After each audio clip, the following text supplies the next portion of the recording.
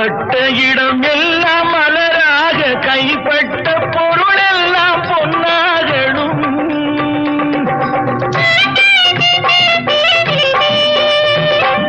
உன் கண்பட்டு வழிகின்ற நீரெல்லாம் ஆனந்த கண்ணீரே என்றாகணும்.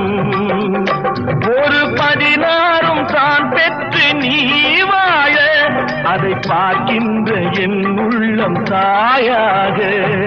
பூமழை தூவி வசந்தங்கள் வாழ்த்த ஊர்வலம் நடக்கின்றது.